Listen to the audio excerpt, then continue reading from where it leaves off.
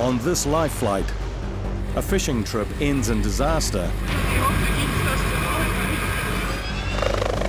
The race to save a mother and her unborn child. Need to get her blood pressure under control, which is life-threatening for her and the baby.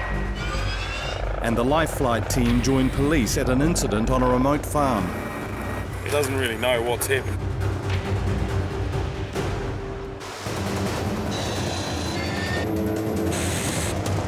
When emergencies strike, time, distance, and the men and women of life flight can be the difference between life and death. This is Life Flight.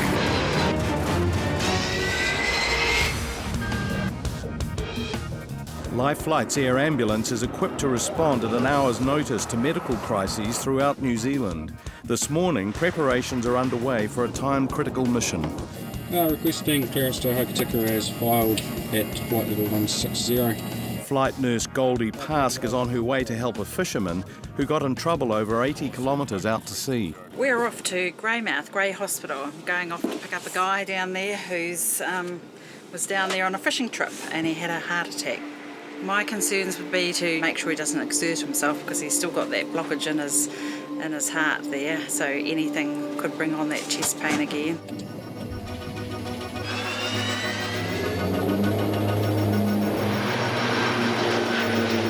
Captain Alistair Matthews and First Officer Sean Miller are flying the life flight plane while crewmen Ryan Hassan and Goldie will focus on the critically ill patient. It's very, very important to get them back to Wellington because Grey Hospital is a little hospital. They can cope with them for a little while, but they won't be able to do any angiograms or stenting or anything like that, any treatment for him. So he needs to get back to Wellington to get on to the treatment. Well, we will be on the ground at 14:25. In Hoki at 14:25. Yeah, that's the one, thank you. Bristol, we'll see you there. Cool, thanks a lot, bye. The Greymouth runway is too small for the plane, so the team must fly to Hokitika, lengthening the journey. You are thinking ahead all the time and just making contingencies sort of what if this happens, then where are we going? Obviously the west coast is a little bit more remote than some places, so you just think of your options should something go wrong. Well, my concerns will be that he'll get more chest pain and the worst case scenario have a cardiac arrest.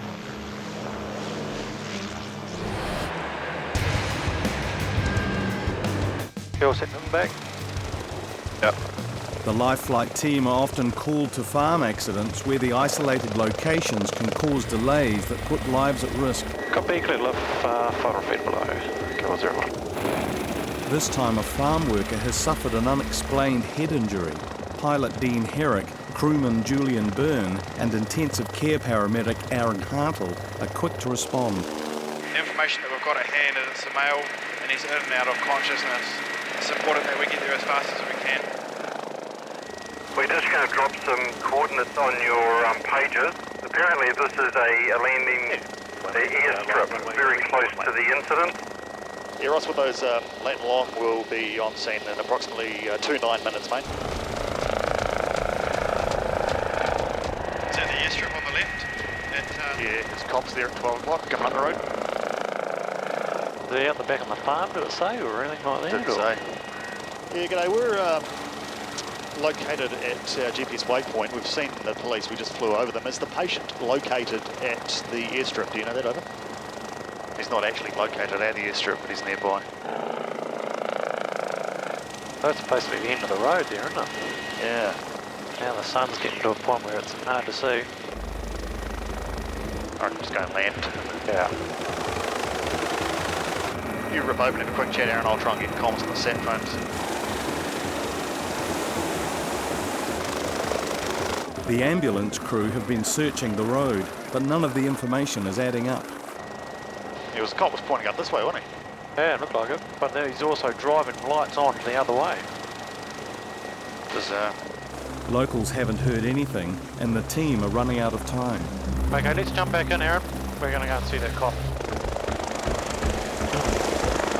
They can probably see us. Did you get that pager message? Yeah. something about up and over a hill as well. Yeah, it was a little hill up here, so maybe it's over that ridge there. He's talking about. Is that the cop down here? Yep. He's waving out, pointing down here. Oh, here they are. Here they are, found them. Mate, this is going to be soft as hell, sticking it down here. You'll sink right into it.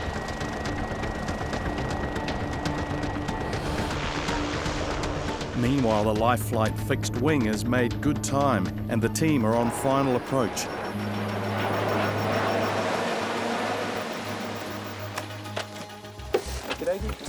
Slide it over. Holding on to it? Yep. Hey, it's Ryan here from Life Flight Wellington. How you doing? Hey, we are just on the way in from Hokitika now, just to pick up Mr. Saville. It all started with a strenuous 45-minute battle with a fish that got away. While the exhausted fisherman Jeff retired to the cabin, his mates carried on fishing. Not a shark. Bring it on, mate. It was only after they landed another tuna that Jeff told his mates he was having a heart attack.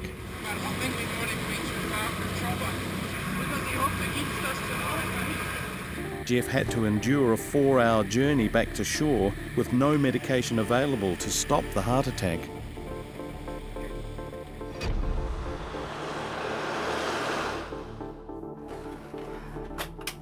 Jeff is now being stabilised by hospital treatment, but the blockage in the heart's blood vessels remain.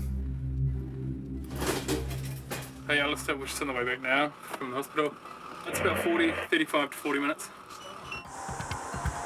Fearing he was about to meet his maker, Jeff's first call was to wife Linda. Very emotional and very lost, didn't know what to do. She sort of wanted to transport herself down the airwaves and get there straight away, but it wasn't going to happen. Linda rushed to her husband's side, but the relief of seeing Jeff again is tempered by fears that their ordeal is not over yet. Right now, I feel like at any minute he could have another heart attack. Rain in the Wairarapa has made ground conditions so wet, a landing could leave the Westpac rescue chopper stuck in the mud. It looks really boggy, man. Okay, hold on. What I might do is go over the fence there.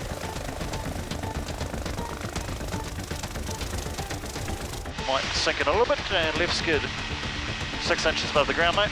Yep. And snowshoes on the ground, and down. Cool, go for it, guys. Cool. We need to keep moving for daylight, okay? Copy. He's got a knapsack on his back from the sprain, you know, a hand pump. Oh, yeah, yeah. And I think he slipped over, I think. Oh, yeah. And I think it's hit his head with his neck. Right, okay. Isaac was in the Canberra Raiders development squad until a heavy tackle left him with a back injury that ended his rugby league career. Isaac, how are you feeling now? Weak? Yeah. Hey, where are you sore? Eh? In your neck? Okay. The talented young sportsman has been trying to start over as a farmhand, but the accident has his boss, Farmer George, worried. Been complaining of a head injury and a neck injury. He hasn't moved his left arm. It's concerning. Yeah. So have you fallen? Do you remember falling? Have you slipped over with this backpack on your back? He doesn't really know what's happened. That's just what I'm. Okay. Has he had? When he came to, Isaac staggered over several hills, found George and collapsed in his arms. Sort of almost looked like he was having a seizure, like his eyes were flickering. Yeah. Okay. Right. In the South Island, keen fisherman Jeff's deep-sea fishing trip has been cut short by a heart attack that began while he fought a massive tuna. That's to give you an idea about how big they are. Jeepers, that's huge, eh? Oh wow, it is, isn't it? Would they bite you if you were in the water? No, you don't look much like a hokey, do you? Those emotional recognitions that you're actually your mortality is right there in front of you is that's sort of devastating. I can't imagine not being with him, so it's quite an emotional state to be in. Jeff got a phone call from his daughter just before getting on the boat, informing him he's about to be a granddad for the 5th time. Powerful motivator to want to survive, because you certainly don't want to die in a boat. Sort of it's 50, 60 miles away from shore. It's not an option you really want to consider. So that's our little plane. It's a new one.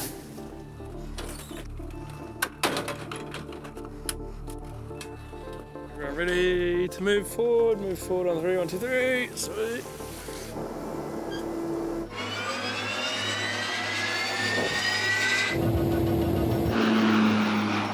It's a nice couple.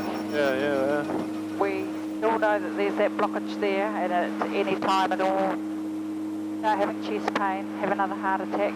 The muscles of Jeff's heart are already weakened, and another attack could cause a cardiac arrest.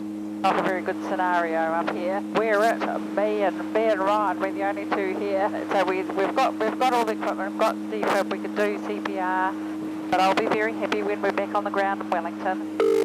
Good afternoon, Air Rescue. Hello, can I please put a pager? Lady, what would you like that to say? Could it say Lima, Foxtrot, Whiskey, ETA, Wellington, 1725? 1011, that's 101.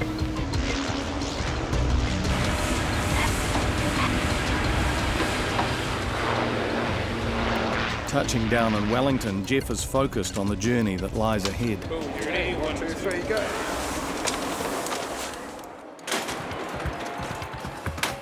The couple quit their 25-a-day cigarette habit after Jeff's first heart attack in the hope they would avoid their current fate.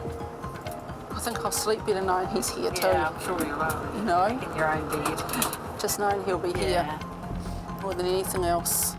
Coming out now, mate. Just keep your elbows in again. Sweet. Cheers, mate.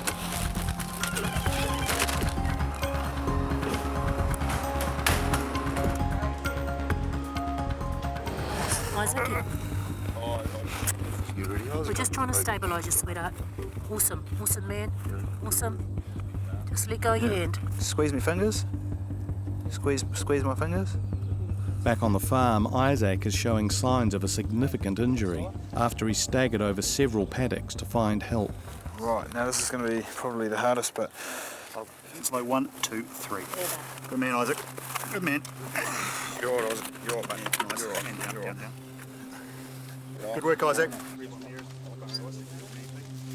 Constable Raywin Joblin directed the life flight team to Isaac. Serious enough, obviously, because it looks like it could be a neck spinal injury sort of thing that needs to be dealt with immediately. And having life flight on hand is just absolutely awesome. Yeah. He's a tough kid. He'll be all right. He'll bounce back. Yeah. Hopefully he does. Alrighty, ready. So the possibilities for this chap is that he's got a fractured neck. He could also have a head injury, but this also could be a medical event. So since he's been seen to have a seizure, we need to keep that in mind, that this is also a medical event that's caused the injury. So there's a few scenarios there. Cleared 1,500 feet, below Eastern Point Gordon, Wilco, Capital 01. Capital 01 at the hospital, give us a call in a couple of minutes. The 111 call for help and quick response of the life flight crew have given Isaac a fighting chance, but it will take time for doctors to discover the extent of his back and neck injuries.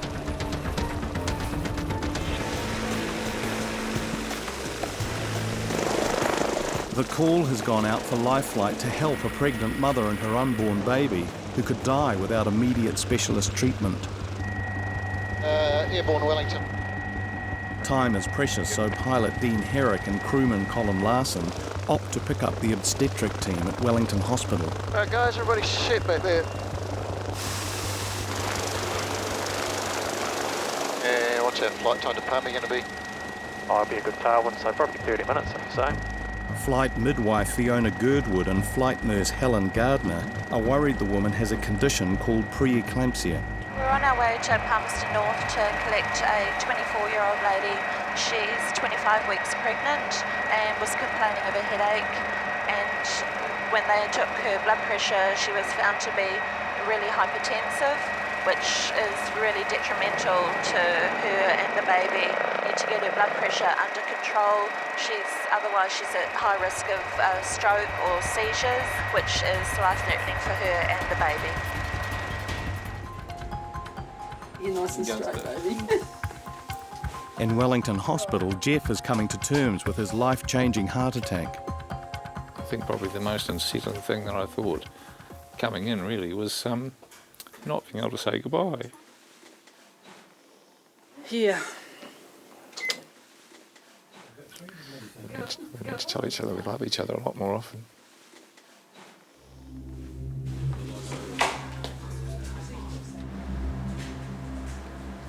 Okay, Jeffrey, nice deep breath in.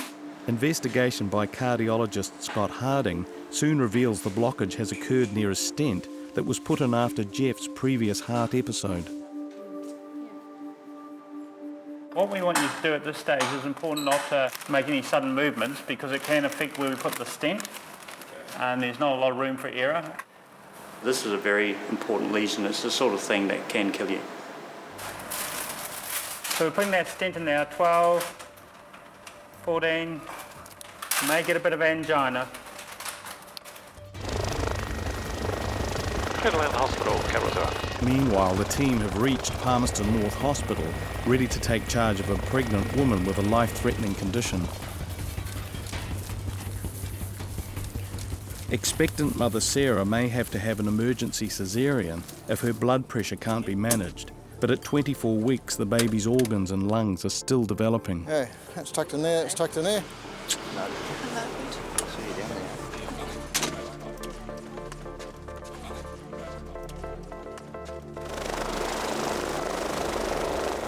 Medics have made the decision to fly right away because transporting the baby in an incubator carries higher risks than travelling while it's still inside Sarah's womb.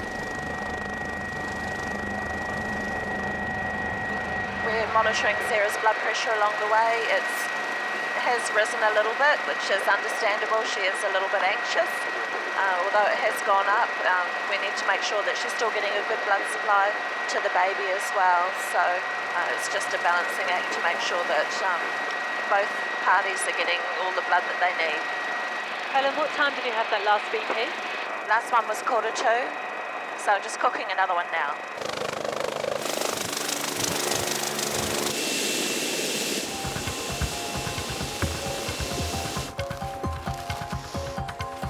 So just that seesaw-y thing again, okay? Yeah.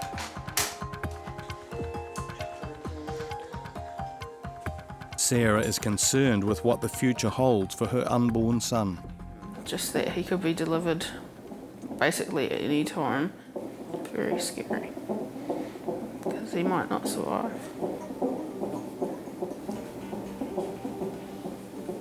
The couple have already named him Noel after Sarah's father, who died when she was 15 years old. Just hopefully he can stay inside for a bit longer and be safer.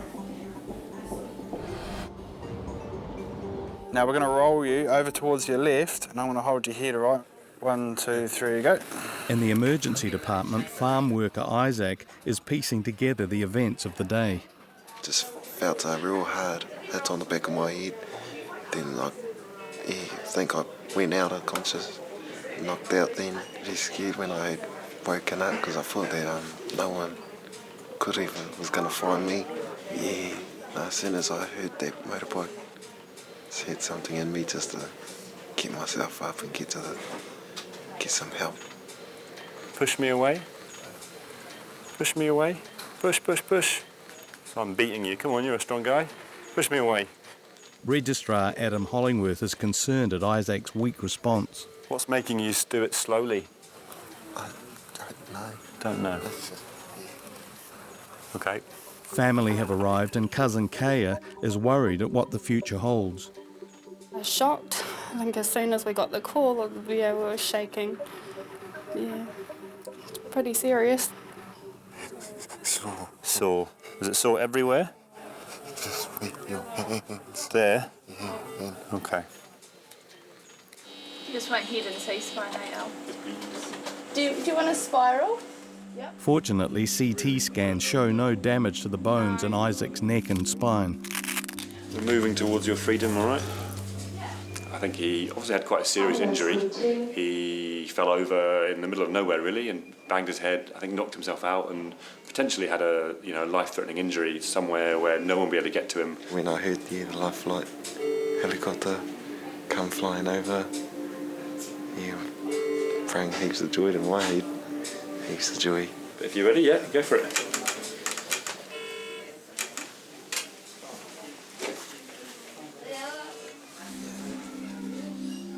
Doctors were unable to identify the cause of the seizures and gave Isaac the all clear to go home with Kea. Pretty good that I get to walk out here tonight. Go have a wash. Less than 24 hours after suffering a heart attack on a deep-sea fishing expedition, Jeff has had a stent inserted into his heart and is now up and about. Look, I'm a new man, you know. It's just, yeah, I've got a sort of like a, well, shall we say a new lease on life.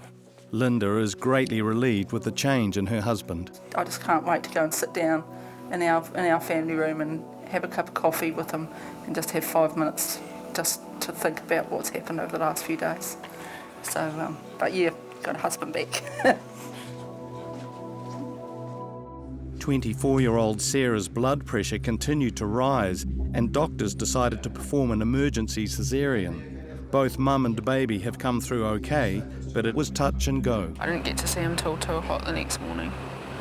Yeah, so that was a hard time. Roger brought photos and things like that with me because after I came out of surgery my blood pressure was really high and they were trying to get that under control. Baby Noel is unable to breathe for himself and he faces another 4 to 6 months in neonatal care before heading home with his parents. Love every little bit of you. Hey. Yeah.